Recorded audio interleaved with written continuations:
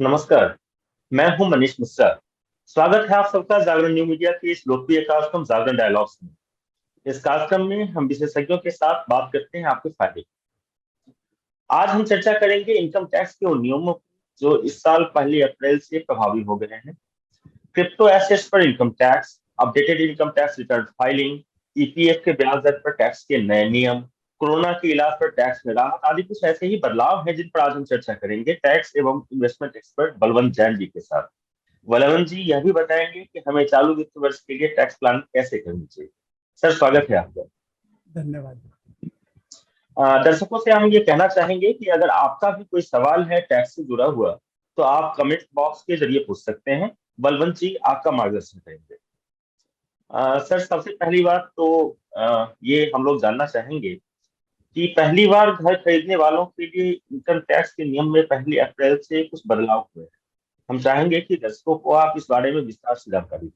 देखिए मनीष जी, ऐसा है कि जो होम लोन के जो बेनिफिट 80C में रीपेमेंट का है और 24B में जो इंटरेस्ट पेमेंट करते हैं वो तो रेगुलर है। इसके अलावा गवर्नमेंट ने हाउसिंग को बढ़ावा देने के लिए एक ATEEA सेक्शन इंट्रोड्यूस किया था 2019 में।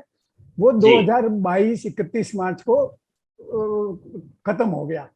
तो उसमें क्या होता था कि आपको जो जो व्यक्ति 45 लाख से कम का घर लेता है और 31 मार्च के पहले होम लोन सैंक्शन करवा लेता है तो उसको 1.5 लाख रुपए तक की टैक्स छूट इंटरेस्ट में मिलती थी।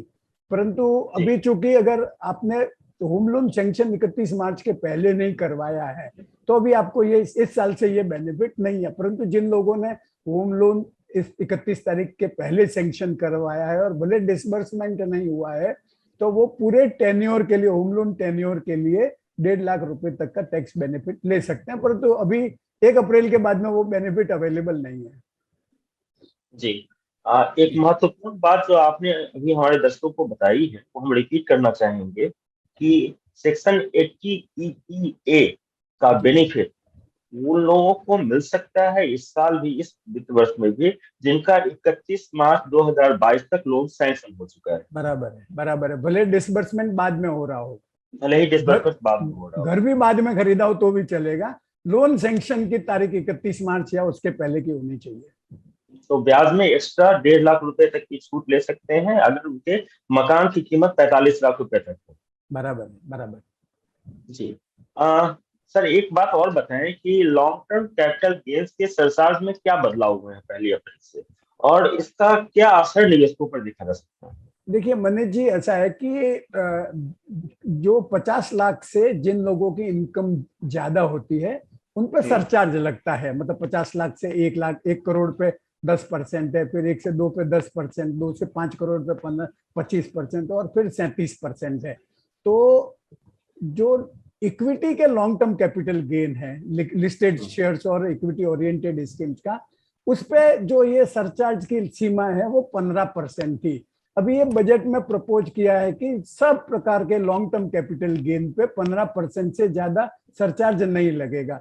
तो जो जो इक्विटी के निवेशक है उनको तो कोई विशेष फर्क नहीं पड़ेगा। परंतु जैसे जो लोग घर बेच रहे हैं या और कोई भी दूसरी एसेट बेच रहे हैं और जिनकी इनकम ज्यादा है, मतलब 50 लाख से 1 करोड़ के बीच में तो वैसे भी 10% का सरचार्ज है।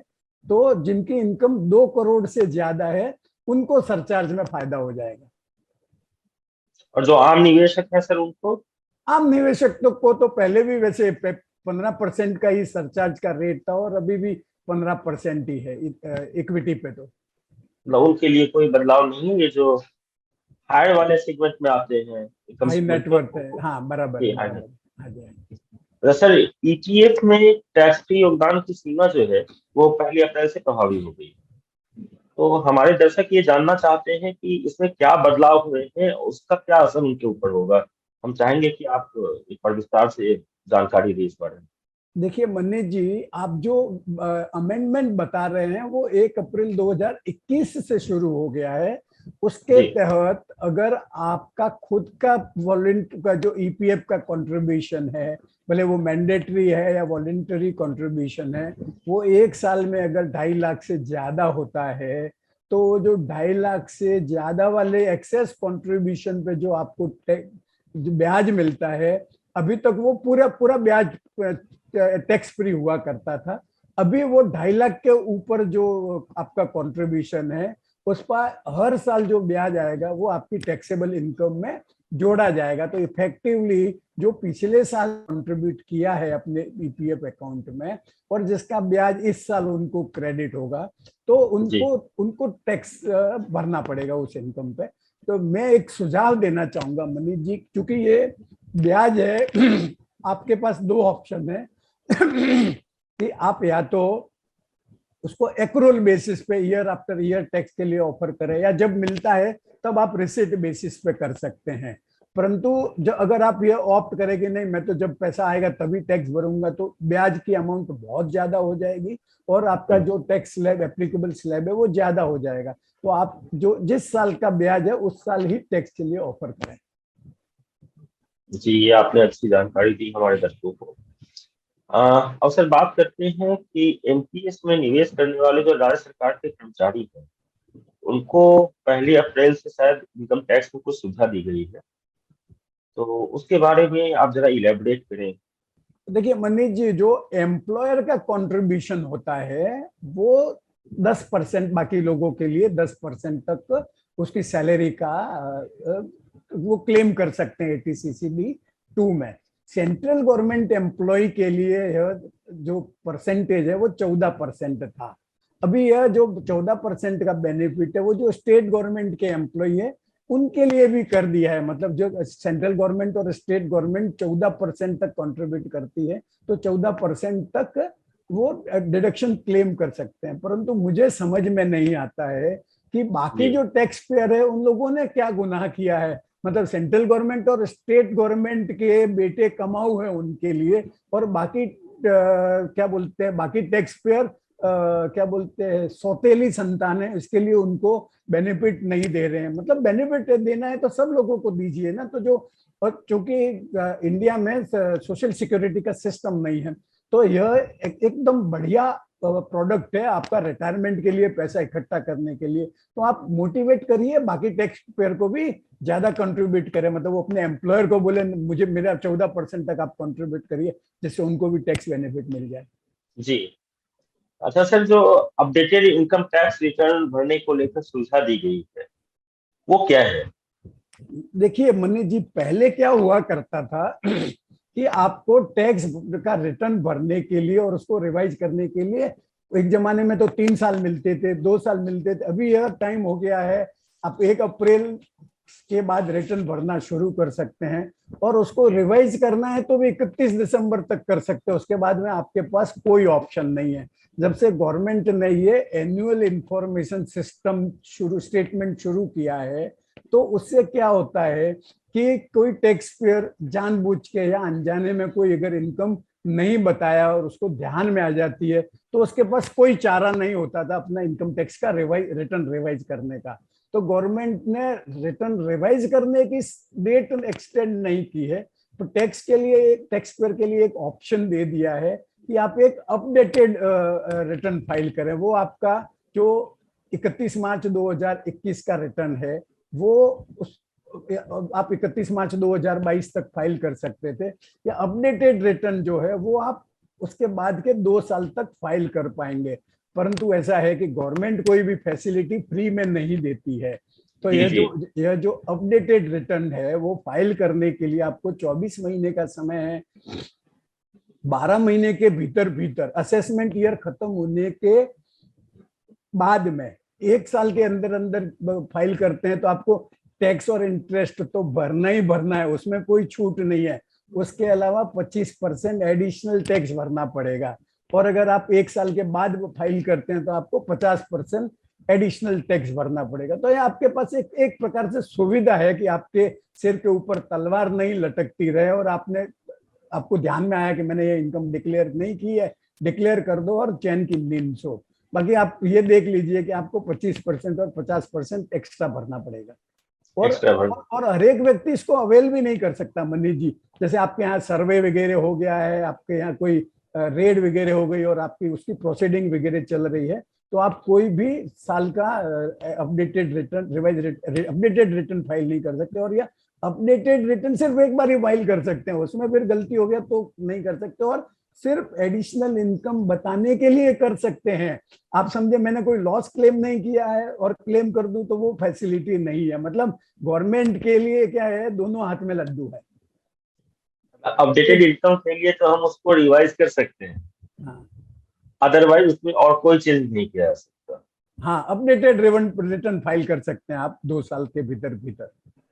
और उसके लिए एक खास फीस देनी होगी, एक खास चार्ज देना होगा। बराबर। जैसे सर क्रिप्टो बहुत चर्चा में रहा है, क्रिप्टो को लेकर बजट से बहुत उम्मीद की जा रही थी कि क्या नियम कानून आएंगे।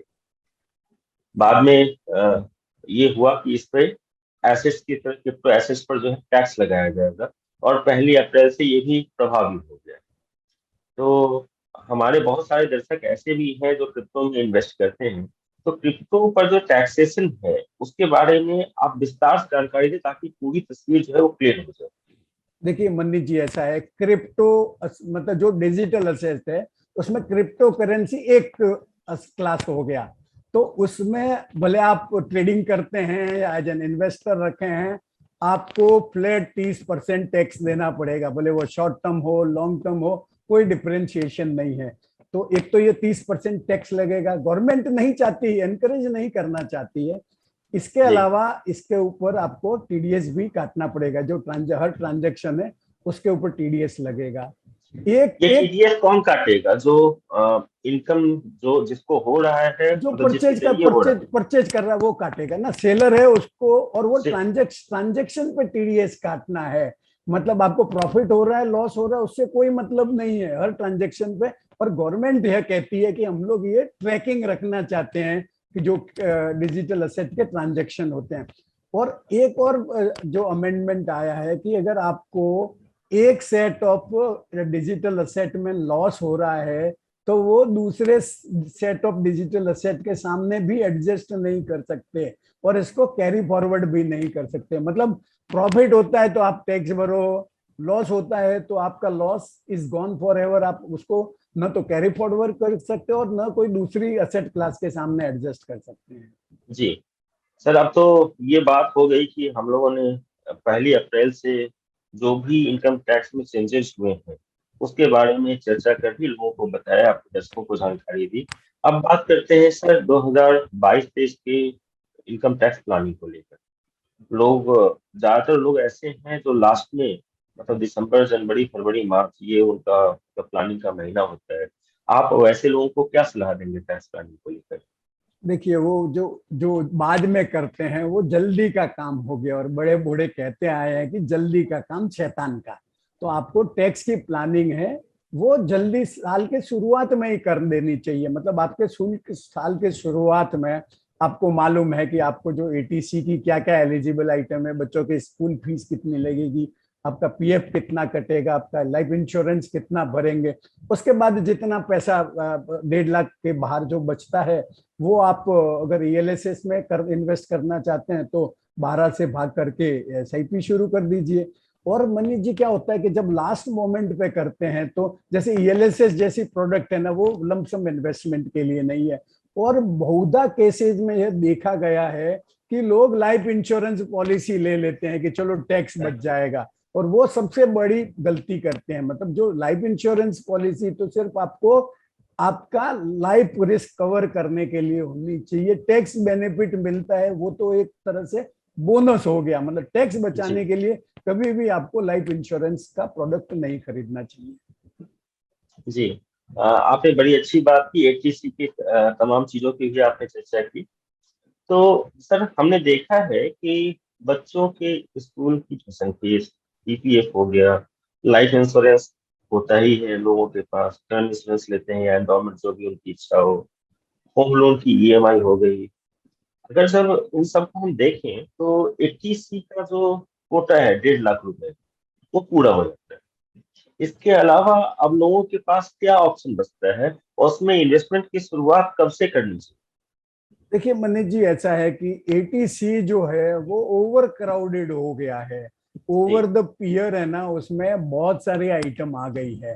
तो मतलब मैं तो कब से ही डिमांड कर रहा हूं कि कम से, जब घर की प्राइसें बढ़ गई है, लोगों को होम लोन बड़ी अमाउंट का लेना पड़ता है, तो होम लोन रीपेमेंट के लिए गवर्नमेंट को एक अलग से एक सेक्शन इंट्रोड्यूस करना चाहिए। वो हाउसिंग को भी बूस्ट करेगा, और जो टैक्स पेयर है, जिनका जो जो लोग एक्चुअली रीपेमेंट कर रहे हैं और टैक्स बेनिफिट नहीं ले पा रहे, वो टैक्स बेनिफिट ले पाएंगे।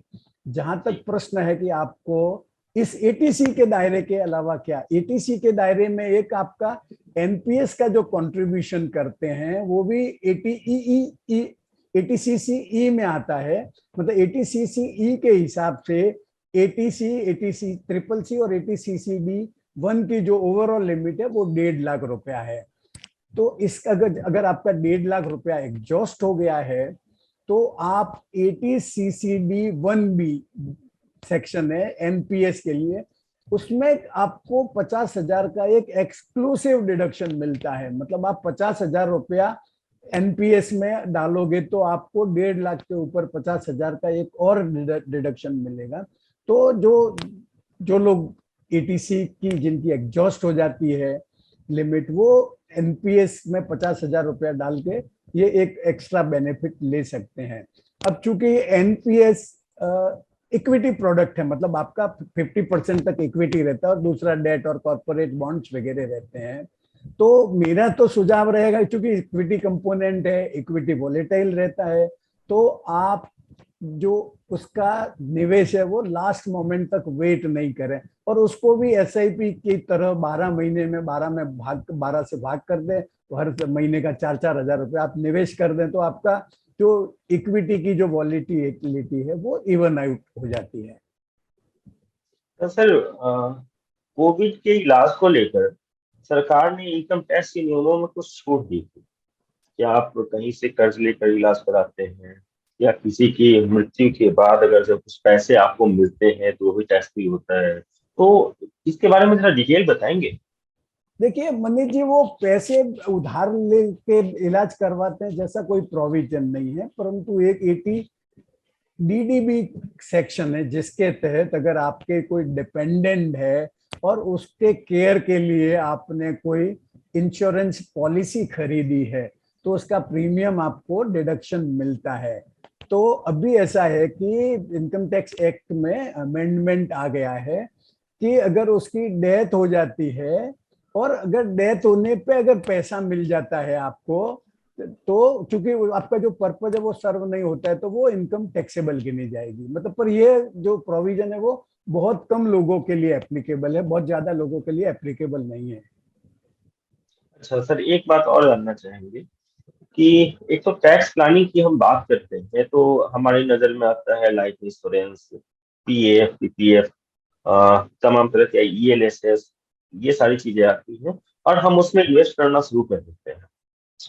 हमारे दर्शकों को आप क्या सुझाव देंगे कि ये जो इन्वेस्टमेंट है टैक्स प्लानिंग के लिए, क्यों ना उसको लॉन्ग टर्म और मिड टर्म गोल के साथ अलाइन कर लिया जाए? देखिए मनीष जी, ऐसा है कि इन्वेस्टमेंट का हमेशा कोई ना कोई पर्पज होना चाहिए। मतलब आपका कोई ना कोई गोल के साथ मैप होना चाहिए। मतलब आप घर से बाहर निकलेंगे, आपकी छोटी यात्रा है, तो भी आपका कहाँ जाना है, आपका डेस्टिनेशन आपको पता होना चाहिए, और डेस्टिनेशन के हिसाब से आप वो व्हीकल यूज करेंगे। अगर आपको 500 मीटर 700 मीटर जाना है तो आप पैदल जाएंगे, थोड़ा दूर जाना है तो ऑटो लेंगे, कार से जाएंगे, 1,000-2,000 किलोमीटर जाना है तो फ्लाइट से जाएंगे, ट्रेन से जाएंगे। तो वो डिपेंड करता है कि आप का गोल क्या है, गोल के हिसाब से आपको आपका इन्वेस्टमेंट मैप करना चाहिए। जैसे ईएलएसएस के बारे में बताना चाहूंगा। लोग समझते हैं कि इसमें सिर्फ 3 साल का लॉक इन पीरियड है, परंतु चूंकि ये इक्विटी प्रोडक्ट है जिसमें 80% से ज्यादा इन्वेस्टमेंट इक्विटी प्रोडक्ट में होता है, तो हो सकता है कि 3 साल पूरे होने के बाद भी आपको आपने जितना पैसा निवेश किया है वो भी नहीं मिल पाए। तो ईएलएसएस में निवेश करने के पहले आप कम से कम, आपका टारगेट है वो 5-7 साल का रखें, और जो 5-7 साल बाद के गोल है उसके उससे मैप करके ईएलएसएस का इन्वेस्टमेंट करें। ईपीएफ का जो इन्वेस्टमेंट है वो तो वैसे भी रिटायरमेंट के लिए है। पीपीएफ का इन्वेस्टमेंट है वो आपको मल्टीपर्पज गोल, मल्टी गोल के लिए मैप कर सकते हैं, आप रिटायरमेंट के लिए भी कर सकते हैं। अगर आपने आपके बच्चों के नाम से पीपीएफ का अकाउंट खोला है तो बच्चों, चूंकि ये 15 साल बाद में इनिशियली मेच्योर हो जाता है, तो बच्चों की पढ़ाई है, बच्चों की शादी है, उस हिसाब से आप मैप कर सकते हैं। जैसे सुकन्या समृद्धि स्कीम है, तो उसका तो गोल ही फिक्स है कि आप बच्चे की एजुकेशन या उसकी शादी के टाइम ही पैसा निकाल सकते हैं। इस तरह से जैसे सीनियर सिटीजन सेविंग स्कीम में पैसा आप डालते हैं, तो उसका पर्पज है कि आपको हर महीने कुछ न कुछ पैसा खर्च करने के लिए मिल जाए। तो कहीं पे भी आप पैसा डालें, आप एनपीएस में पैसा डालें, आप समझे कि बिल्लो चलो 50,000 का एक्स्ट्रा डिडक्शन मिलता है और अपन डाल देते हैं, परंतु आपको यह मालूम होना चाहिए कि ये जो एनपीएस का पैसा है वो आप निकाल नहीं सकते 60 साल के पहले। तो आप निवेश करने के पहले जो जो प्रोडक्ट है उसकी मैच्योरिटी पीरियड और आपका क्या गोल है, किसके लिए निवेश कर रहे हैं, वो दोनों को एक साथ अलाइन करके ही इन्वेस्टमेंट का डिसीजन लीजिए। आपने बहुत अच्छी जानकारी दी हमारे दर्शकों को।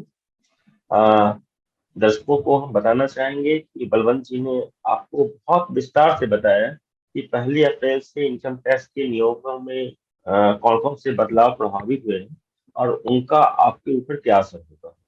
साथ ही उन्होंने टैक्स प्लानिंग को लेकर भी काफी महत्वपूर्ण जानकारी आपके साथ साझा की। सागर डायलॉग्स में हम हमेशा आपके फायदे की बात करते हैं। यह कार्यक्रम आप दैनिक जागरण के यूट्यूब चैनल पर भी देख सकते हैं और इसका आलेख आप जागरण.com पर पढ़ सकते हैं। आप सबका बहुत बहुत धन्यवाद। धन्यवाद बलवंत सर।